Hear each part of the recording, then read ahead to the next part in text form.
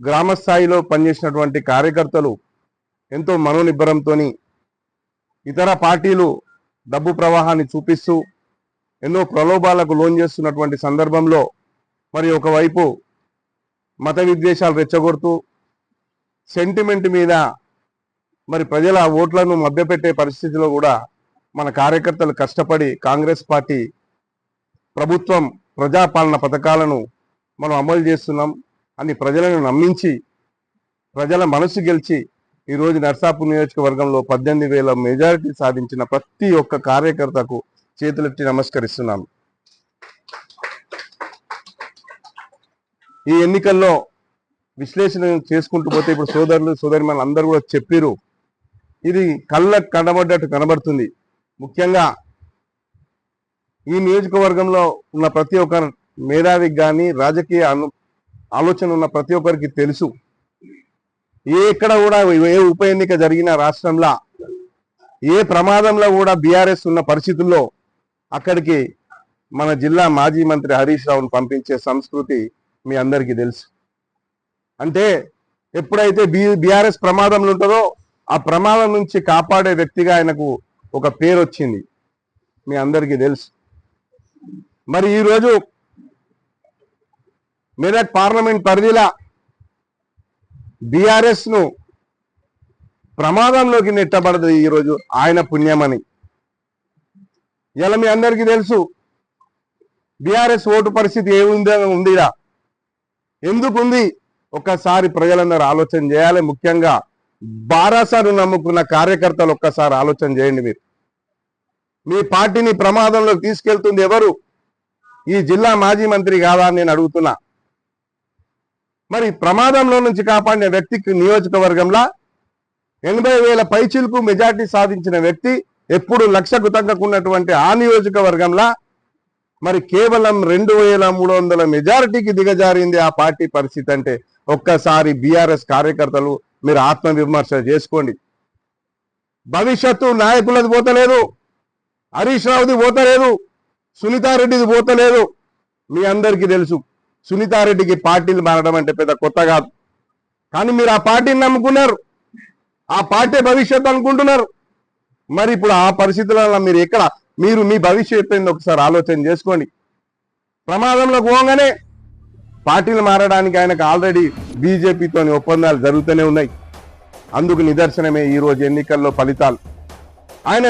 ఆయన అనుచరుడు ముఖ్య అనుచరుడు చింతా ప్రభాకర్ నియోజకవర్గం తీసుకొని సంగారెడ్డిలో 27,000 ఓట్లు వచ్చినాయి. అది ఎవరి పుణ్యమా, ఎవరి ఆదేశాల కొరకు మరి ఆ 27,000 ఓట్లు వచ్చినా ఒక్కసారి ఆలోచించాల్సిన అవసరం ఉన్నది.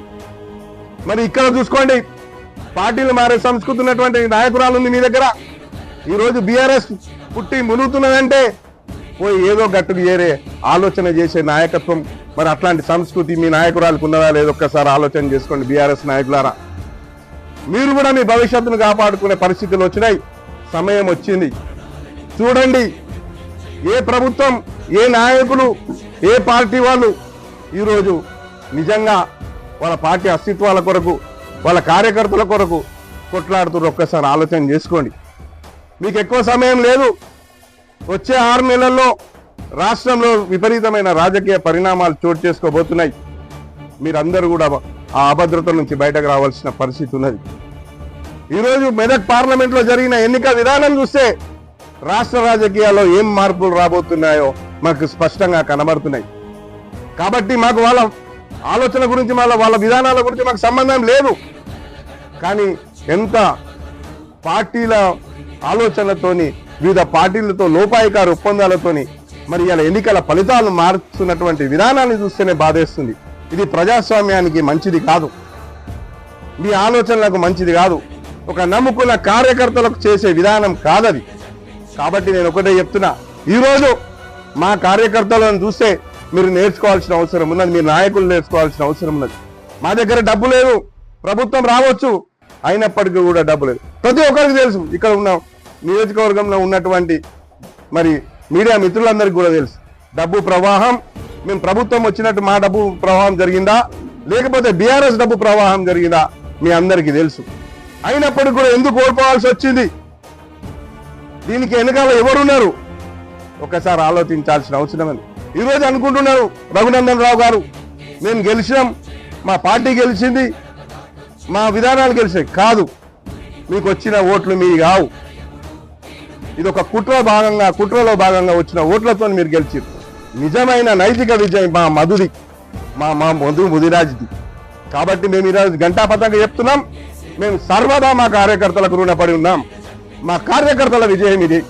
మేము నైతికంగా ఓడిపోవచ్చు, మేము నిజంగా సాంకేతికంగా ఓడిపోవచ్చు, కానీ నైతికంగా విజయం మా కార్యకర్తలది. ఇది ఖచ్చితంగా సర్వదా రుణపడతాం, వాళ్ళని కాపాడుకుంటాం, వాళ్ళ అభ్యున్నతికి మేము తోడ్పాటును అందిస్తాం. ప్రభుత్వం ఉన్నది కాబట్టి ఆ ధీమాతో చెప్తున్నా నా కార్యకర్తలకు ఖచ్చితంగా ఈ నియోజకవర్గంలో వాళ్ళకందరికీ కూడా మంచి స్థానాల్లో నిలబెడతాం. పార్టీని అందరి సమిష్టి కృషితోని ముందుకు తీసుకెళ్తాం. వచ్చే రోజుల్లో ఇంకా పార్టీ వైభవాన్ని పెంపొందించేలా కృషి చేస్తామని అందరికి కూడా మీడియా మిత్రులందరికీ ఈ సందర్భంగా తెలియజేస్తూ సెలవు తీసుకుంటున్నాను.